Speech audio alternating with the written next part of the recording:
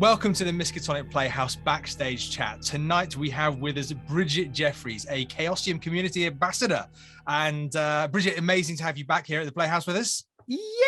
I'm so excited. I had a blast playing with you guys the last time I was on with you, so I'm super stoked about this interview. Good, excellent. Well, we're going to jump straight in because we've got some really lovely questions, and some you might even recognize some of the people asking these questions. For example, your first question is from Stu Sellens. And his question is a lovely starter. What got you into RPGs in the first place? Yeah. Okay. So Stu, hi. So super fast version of that. In high school, I got put into detention for talking too much. Big surprise there, me talking too much and being loud. It was a combination of those two. Right. Oh man, you being loud and talking too much, go figure. And it was by my AP calculus teacher, Gerald Fox. And while I was sitting in detention, he was on this whiteboard and he was drawing out like this map that had like hills and valleys and rivers and all this stuff. And I have a whole attitude because like, I'm too good to be put in detention. How dare you? Anyways, I had a whole attitude about it, but I was just curious, like, what are you doing on this whiteboard? So I finally asked, like, all right, what's going on the whiteboard? He's like, oh, I'm running this game. And I was like, I don't know what a game is. And he goes, oh, okay, well, basically we have these characters. We have this swashbuckler and we have this pirate and we have this warrior.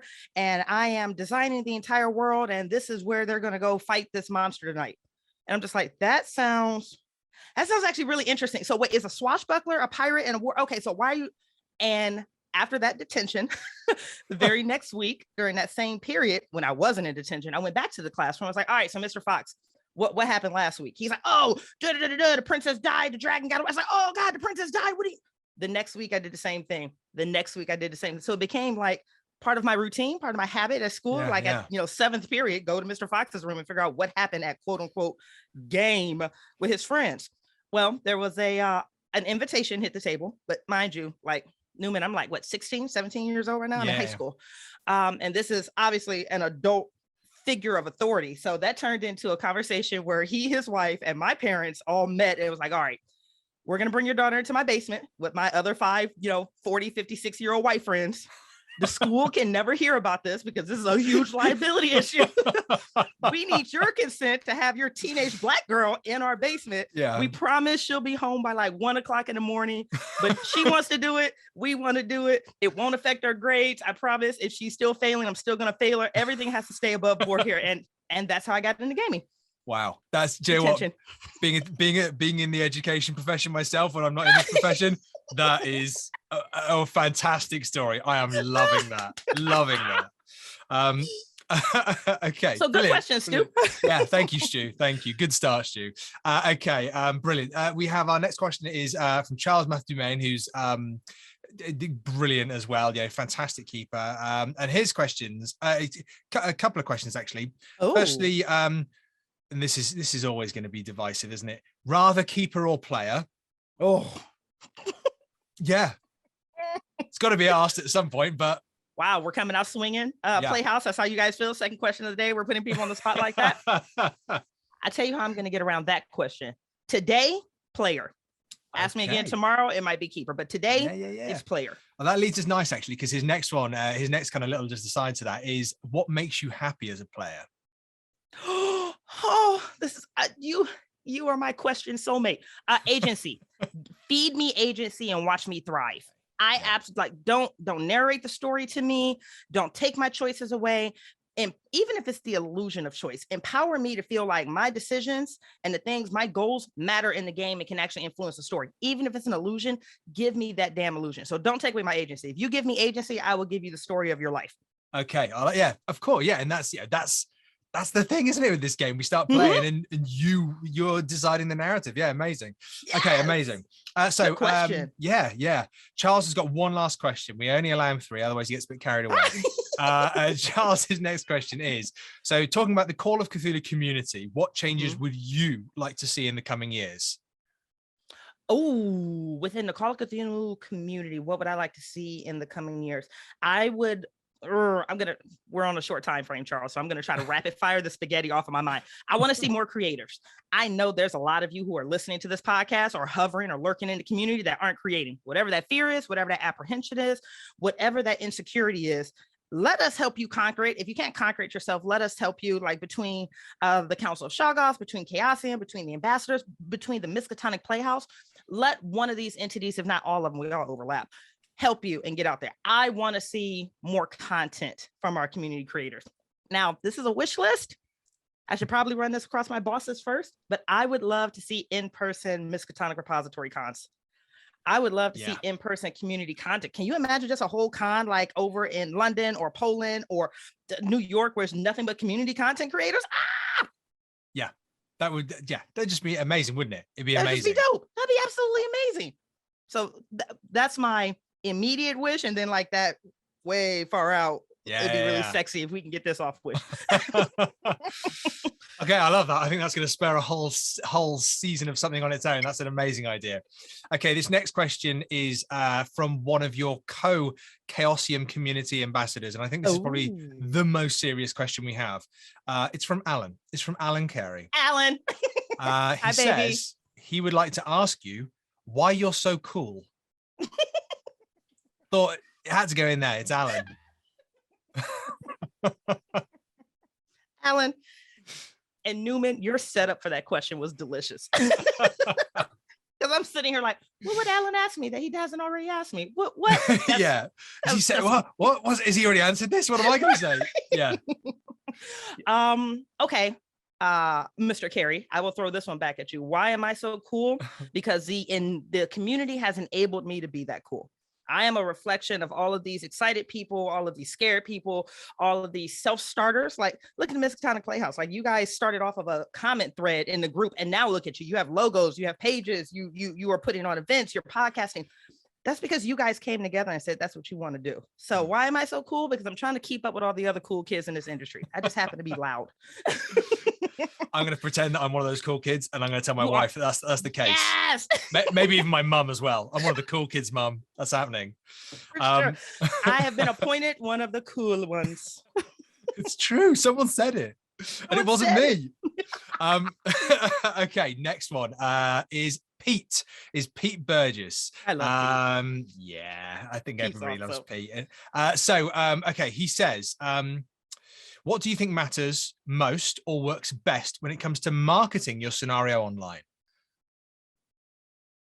Oh, really? You're going to go from like happy-go-lucky to like I know. questions? Yeah. God, no transition, Newman. Honestly, if I should have put these in some kind of order, really. Pete, I'm just going to go for broke on what my experience is. Now, mind you, my experience is not a platform for across the board. My experiences, bundles are sexy. Bundles. I'm sorry. Okay. Bundles are great. Find you a bundle, create you a bundle, get in a bundle, write your own adventure bundles, the Halloween bundles. There's a creator right now in the group doing a bundle for scenarios that take place in Canada. Bundles are a great way because people see the value in them and they're going to buy it. And if they do look through and see your content, that is a great way for them to engage with it because they got it on sale and then they can backtrack and go, I really like the way Pete writes. I love the way that he develops this. I love his layout. I love blah, blah, blah. And they can backward. So bundles, cheap and easy, really effective way to boost sales. This one hurts for me to say it out loud because I have a personal problem with it. But it is what it is. Be consistent about posting your stuff. That one post that you did back in May, no one remembers that. Post it again. Okay, great. Now post it again. I'm not saying spam the 20,000 person Call of Cthulhu group with a post once a day, but once a week, once a month, be consistent because y'all know social media algorithms are all over the place. You could post something and somebody who would love to see your stuff doesn't see it ever. So be consistent about posting. My last thing that is a little bit more cheerful for me to say is be active in your communities. I don't know if this is true. I haven't seen the data on it, but I would argue the majority of my sales are coming from other content community creators. I could be wrong, but I feel like as soon as Newman's Prisoner Dilemma goes on sale, I'm going to be one of the first 5 people to buy it. Why? I already own the PDF because I love him and I respect what he's doing for the community. So I want to support him. Same thing with Heinrich's Guide to Character Creation. He is active in the community. He asks questions. He provides value. So people don't have a problem supporting him. Every question that has hit so far is somebody that I know because they're active in the community. So I'm going to buy their stuff. Be active and engage in the community. If you're a ghost, people may not know who you are. And that's a great way to leverage your friends and your other supporters. Be active in your communities. Okay, that's really good. That's really good, and I think that's something that we're going to look into in the future, is talking about what it means to be active in the community and how you can do that, especially if you're new to it or you've been in the community for a while, but you're looking how to take that step to become more active. That's something that we're going to look at, I think. Oh, good. I'll be excited to see what you guys come up with that. Yeah, well, maybe it's an opportunity for a few of us from, as you said, there's a few of us that overlap in what we do. Get together and talk about it one day. Yeah, agreed. Excuse to get everyone together.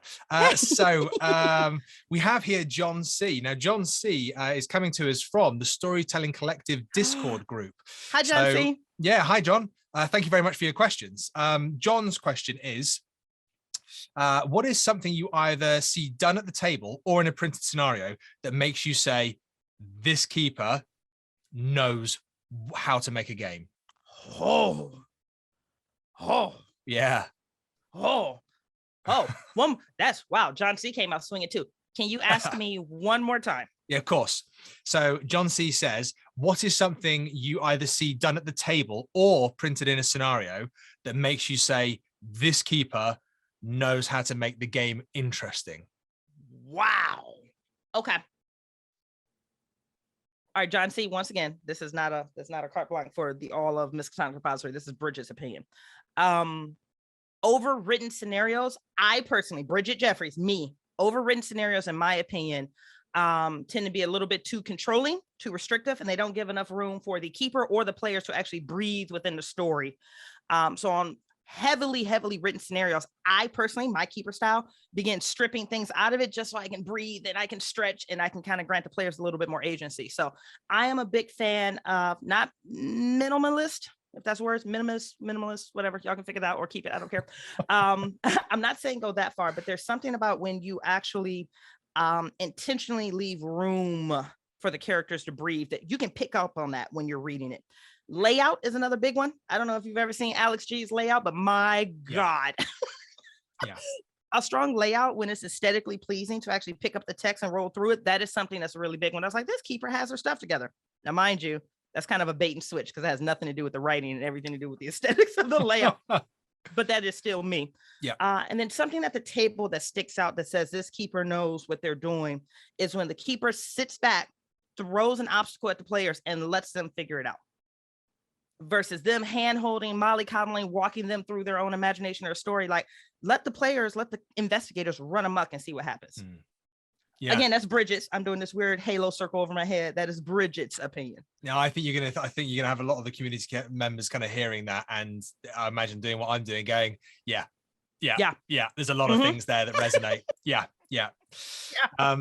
Okay, so this next question is also from John C. And this question, it actually spurred a little bit of a conversation within the Storytelling Collective Discord group. So it's quite good. I'm not going to go into what the conversation was, although it was really good because of time and whatnot. And but the question is this: balancing encounters in Call of Cthulhu. How do you handle it, and are there benefits to not bothering? Oh, John C. is like a Call of Cthulhu philosopher. I love this. Yeah.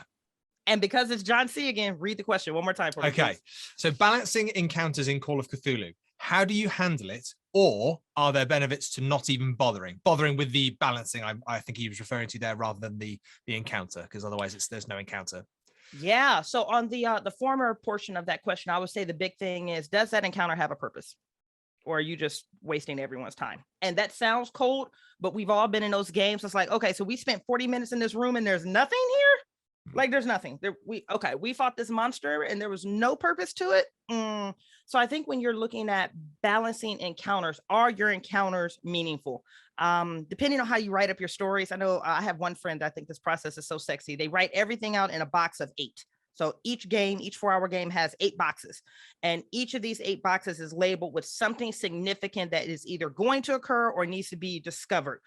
All 8 of those boxes, all 8 of those scenes are always airtight because there's some intentionality built into them. It's not just random, let's waste our time. If you're trying to get in, get out, and tell a good story in 4 hours, each of your scenes, each of your encounters need to be meaningful. And for them to be meaningful, you have to be intentional on the front end about why they're going to be meaningful. How that helps on the latter part of the question, it's all about your pacing.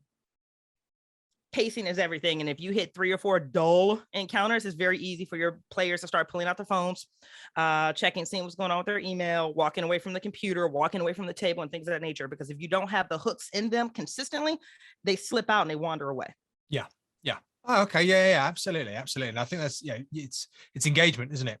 Engagement, storytelling, and pacing, atmosphere, tension, suspense. It's all a part of that journey, isn't it? And keeping the players engaged in the encounter. Agree. Oh, well articulated. That could be a whole panel. You should host a panel on what you just said. That line right there. Just sign that panel up for Miskatonic Repository content. Anyone's listening, I'll do that panel. Can't remember what I said. Oh yeah, and I'm cool. And I want that on my name badge. Because you're cool. Okay, so we're actually going to go over to Phaedra Fleurou right now, who's one of our amazing friends here at the Playhouse, and she runs the Stars of Rights. But this question comes with Phaedra actually saying, "Hi Bridgett, sorry if this is a heavy hitter." Oh boy, Yeah. Phaedra. So just putting that one out there straight away. Okay. So. Hi, Bridgett. Sorry if this is a heavy hitter, but I'd love to know more about how you navigate the heavily white male-dominated space of tabletop role-playing games as a woman of color. And then she says, do you have any advice for other women and people of color in the community? Oh, this is a heavy one, but this is a podcast worthy episode all of itself. Actually, maybe you should invite her to come on and have this discussion with you guys, because it's a great topic. One, if you guys haven't listened to Stars Are Right, Phaedra has the dopest intro to any podcast I've ever heard in my life. Just if you don't do anything, listen to the first 2 minutes. It's one of the dopest things ever. So women and people of color in the gaming space. And Phaedra, I love the way you phrased or you proposed that question, because you said holding space. So I'm going to take up 2 quick perspectives on this in the interest of time. One, in 2022, I have seen a shift in gaming across the board. I'm not talking about Chaosium. I'm not talking about Call of Cthulhu. Shift across the board in gaming, where publishers, writers, creators are being very intentional about holding space for people of color, holding space for women, and they are actively chasing them down. I can't tell you how many posts I've seen. Hey, we're hiring for this position. We would love to get a person of color or a woman in here. Hey, we're streaming for this. We would love to see a person of color or woman on there. So from an industry standpoint, bravo, gaming community, for now being intentional about creating that space for marginalized people, because that's not something that was going on 10 years ago by any means. The second half of that I will say is making your own space. It's 2022, guys. As hard as it is, as challenging as it is, as hurtful as it can be, people of color, marginalized people, the LGBT plus community, all of us, all those people that aren't the white males, if the space isn't going to be created for us, go make it yourself. Yeah. Take up room, go make it yourself. If they tell you no, do it anyways. Be intentional about including diverse characters in your work. Put it in people's faces, put you in people's faces, because though there are huge shift in the community where, marginalized people are being invited into the space, in the areas that they aren't, kick down the door and go and sit there. They're not going to remove you. So go down there and sit. If the invitation isn't there, go sit down and make space and make waves. There you go. That's the answer. Make it happen. Make it happen. Make it happen. Yeah. Amazing. Absolutely. Absolutely. Brilliant. Okay. And Phaedra, thank you very much for that question. That was a great question. That was a heavy hitter though. I tried to do that in like 30 seconds or less. Yeah. Okay. So I have a couple more questions, and they're all from the same person. Ooh. The same person. We shall refer to him as my new best friend / nemesis, John Hedge Hall, who ran a certain game for us, Bridgett. So take these questions. Actually, they're great, and one actually resonates something you were talking about earlier. So the first question is, in your experience, what sort of scenarios are people requesting and talking about right now? Okay. Great question. The nemesis of Newman. I really like this. You should get a shirt that says that, by the way. What are people talking about right now? Right now, at the time of recording, fingers in the ground, what I'm hearing is there's a high demand for pulp. Apparently the community content program is lacking on pulp. There's a demand for Invictus. By the way, guys, with Invictus, that is something that is covered under the license. You can't write for Harlem and Bound, but you can write for Invictus. And then something else that I'm seeing a lot of demand for is, I just heard about pulp. Actually, I think it was in the Miskatonic Playhouse thread. We were just talking about the pulp. Invictus is a big one. Oh, solo adventures. which I never would have guessed. I never would have guessed that. You could not have paid me to guess that. But one-on-ones and solos are in demand. Okay. Yeah, I've got a few of the solo adventures. I've got one or two of the Miskatonic repository ones, some of the Chaosium official ones. They are fantastic. They're ace. They're brilliant games. Yeah. But you're right. There's not actually a huge amount of them, is there? No, not for community content. And to be honest with you guys, I've never written one. I cannot imagine how difficult it is to do the map, like jump to page, and to map out that story. I can't imagine the intentionality that takes. But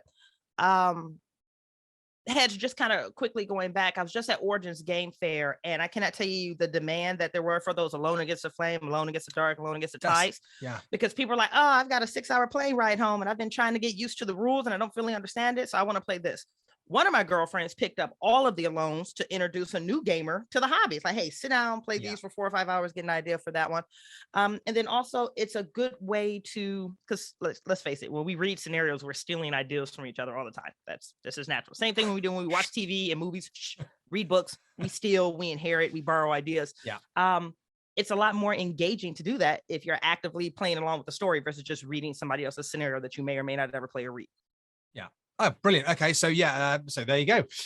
In demand, Pulp, Invictus, and solo adventures. Adventures, yeah. Have a little look at that. Solo adventures threw me off. I was surprised. Yeah.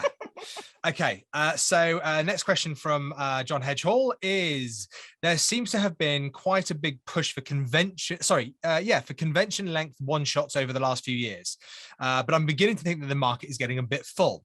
Do you think there's a growing space for longer campaigns, bundles, short scenarios, or a broader variety of unique settings? That's quite a lot in there. There's been a big push over the last few years on convention short, which we know and we love, and that's there. The first point in this I'm interested in: do you think there's a growing space for longer campaigns? You've talked about bundles and the success of bundles and those collective scenarios, or a broader variety of unique settings, so ones that might not fall within our expected remit. Yeah. Hedge, 100%. There is still a room and a desire and a demand for your longer form games.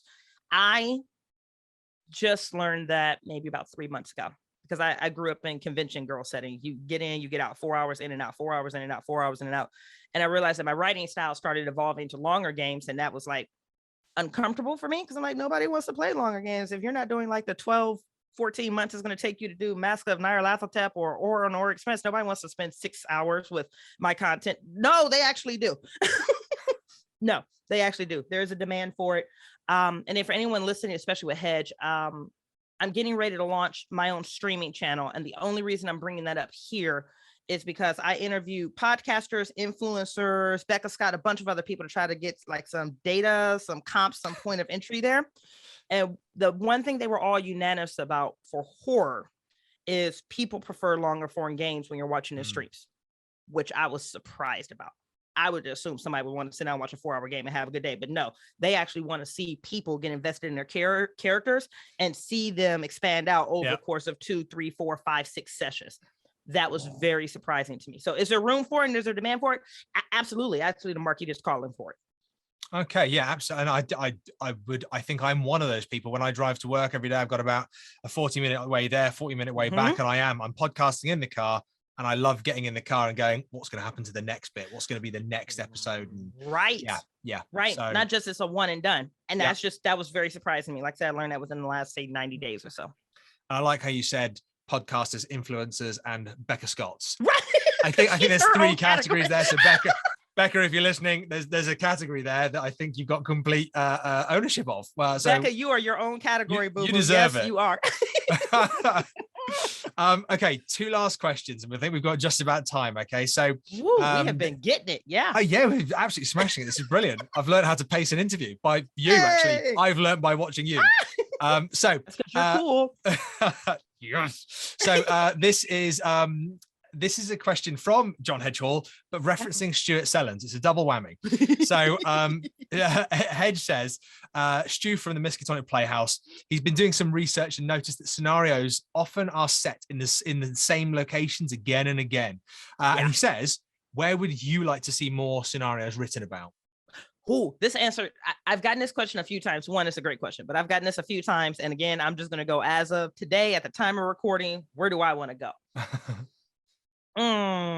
What's on my palette today for horror? Where would I like to go? I'm in the 1920s mood.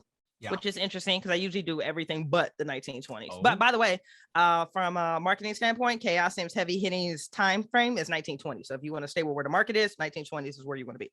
But I'm in the 1920s mood. You know where I want to go? And I'm such a sucker for market influence. I want to go to Appalachia. I want to go hang out in that area. Yeah. Yeah. Especially after like Of Sorrow and Clay and how that's exploded. Yeah. I want to go hang out over there. And I especially want to go hang out over there and see how they're handling people of color. I just nice. Okay. I want to see that. I want to see what you're doing with people in color in that area. I haven't been in the mountains in a while.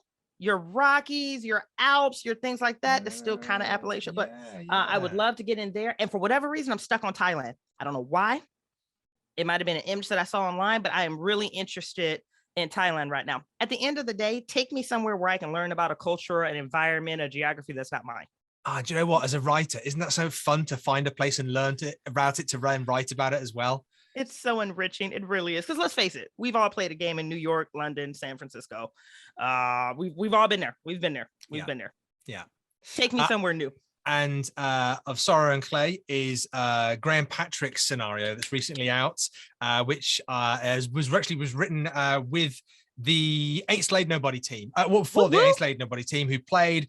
And do you know what? I think Becca Scott actually played in that as well. She did. Becca Scott. Becca's got the Becca Scott, who has her own category. It was Cam Collins, Becca Scott, the Becca Scott, her own category.